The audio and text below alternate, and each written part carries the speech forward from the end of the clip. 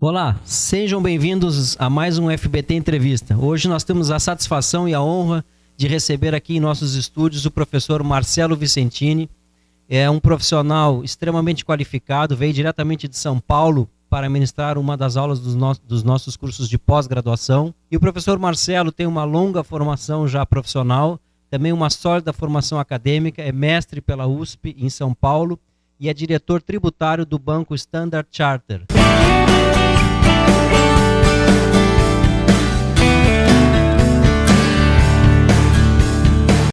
Professor Marcelo, obrigado, prazer em recebê-lo aqui no nosso estúdio. Nós vamos começar a conversar sobre um tema muito importante hoje e que volta e meia está na mídia, que é a utilização das holdings nas operações tributárias e societárias.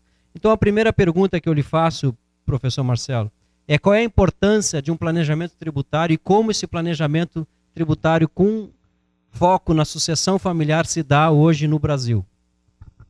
O foco dessa disciplina ele sempre passa por uma questão de planejamento sucessório. E o tema surge por que existe planejamento sucessório para a gente chegar até o ponto efetivamente da utilização da holding.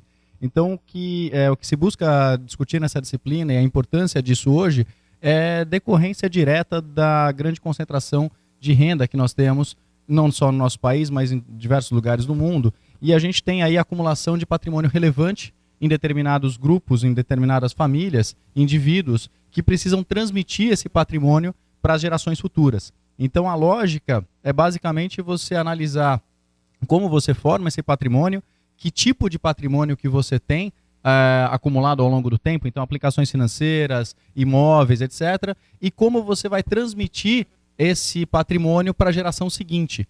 Então, a utilização da holding é bastante difundida para essa transferência de patrimônio, não só a transferência de patrimônio imediata, mas também pensando numa questão de sucessão futura. Então, aí você tem vantagens tributárias que são ligadas a essa transferência quando você tem a utilização de holdings para essa finalidade.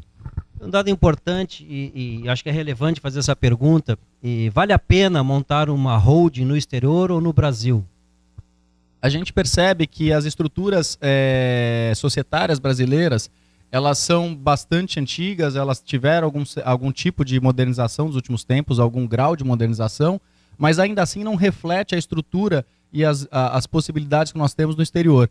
Então, o que sugere, o que se recomenda quando você analisa esse tipo de estrutura é exatamente olhar para a finalidade, olhar para a quantidade, para o tamanho do patrimônio, porque muitas vezes não se justifica você ir para o exterior para esse tipo de sociedade. Então, muitas vezes, uma holding constituída sobre as nossas leis, de uma SA, de uma limitada, já é suficiente para atender o seu propósito.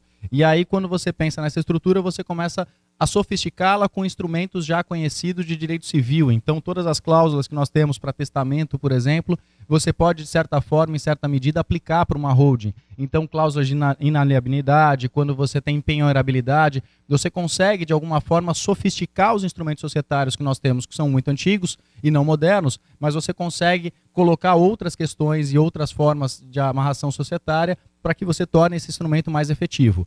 Quando a gente pensa no que a gente tem lá fora, a gente tem uma holding tradicional também, mas a gente tem instrumentos muito mais avançados, a gente tem trusts, a gente tem fundos, a gente tem outras alternativas para fazer essa mesma finalidade, que é a transferência de patrimônio, que é a preservação desse patrimônio com a maior eficiência e a maior proteção possível. E hoje, qual é a implicação de se abrir uma holding em um chamado paraíso fiscal? Existe alguma diferença entre abrir uma holding num paraíso fiscal ou um país que não seja considerado paraíso fiscal? Existe uma preocupação muito grande mundial de diminuir a quantidade dos chamados paraísos fiscais. Então, o paraíso fiscal ele não se qualifica apenas por uma questão tributária, onde eu tenho uma alíquota efetiva de tributação final menor do que outras localidades. O paraíso fiscal ele tem esse nome, essa pecha há muito tempo, por outras questões também ligadas à divulgação de informação, ao quanto eu tenho de acesso à informação de uma empresa que foi construída naquela localidade, ou da composição societária. Então existe uma pressão mundial para que se reduza o número desses paraísos fiscais e para que haja uma transparência. Então a palavra da moda hoje no direito tributário, no direito mundial, é a transparência fiscal. Então ainda existem alguns remanescentes considerados paraísos fiscais, que são bastante famosos, mas existe uma restrição negocial, inclusive, em relação a essas localidades. Então, por exemplo, o Brasil aplica uma tributação mais gravosa. Quando eu faço uma remessa de juros para um país considerado paraíso fiscal, que está incluído numa lista da Receita Federal, eu tenho uma tributação mais pesada.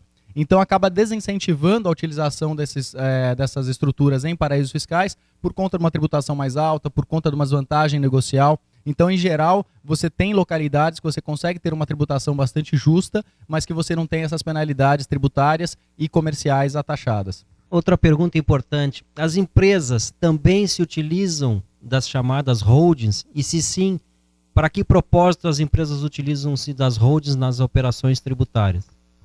A gente percebe exatamente essas duas dimensões. Quando a gente fala de um planejamento sucessório, onde eu tenho a holding utilizada no âmbito de uma empresa familiar, e a gente também vê a holding sendo utilizada em larga escala em grandes grupos econômicos. Então eu tenho aí uma questão de concentração de poder decisório, eu tenho uma questão de concentração da forma que eu vou remunerar esses acionistas. Então eu tenho a remuneração fluindo de todas as estruturas desse grupo econômico para a holding, e ali sim eu tenho efetivamente a distribuição aos acionistas principais, aos acionistas pessoas físicas. Então a gente percebe também essa utilização nessa outra dimensão em grandes empresas, a gente vê essa utilização com grande escala. Por outro lado, a gente também tem os cuidados que a gente observa que são necessários para esse tipo de utilização. A gente vê cada vez mais as autoridades fiscais, o judiciário, olhando para esse tipo de estrutura e colocando limites e barreiras a essa estrutura, quando a gente não tem aí uma estrutura societária forte, robusta, um negócio, uma justificativa maior, econômica. Então eu preciso ter um propósito negocial, eu preciso ter substância econômica. A gente tem uma série de palavras-chave aí que vêm sendo utilizadas para justificar a utilização dessas estruturas, seja no âmbito de uma família, seja no âmbito de uma empresa maior de larga escala. Bem, professor Marcelo, obrigado pelos seus esclarecimentos. Nós temos certeza que a aula será excelente, que os alunos aproveitarão o conteúdo com dados relevantes de mercado, dados relevantes para a utilização na sua profissão. Fica o convite aqui da nossa instituição para quem ainda não é nosso aluno, para quem deseja estudar a área tributária como um todo, nas disciplinas do societário, do direito tributário, da contabilidade, das finanças, que venha participar da nossa comunidade FBT. Então são todos convidados a acessar o nosso site para verificar quais os conteúdos relevantes na área tributária que nós estamos ofertando para os alunos de um modo geral em todo o Brasil. Obrigado, professor Marcelo, por ter vindo. Tenho certeza que essa entrevista será útil para todos aqueles que trabalham na área tributária. Muito obrigado, doutor Felipe, e fica novamente o convite aí para os alunos para conhecerem a universidade, para conhecer a faculdade, conhecer os diversos cursos que nós temos. Certamente vocês terão uma retribuição muito grande aí das expectativas que vocês têm em relação ao direito tributário, em relação ao conhecimento muito maior do que o acadêmico tradicional, mas uma vivência prática dos professores que aqui estão.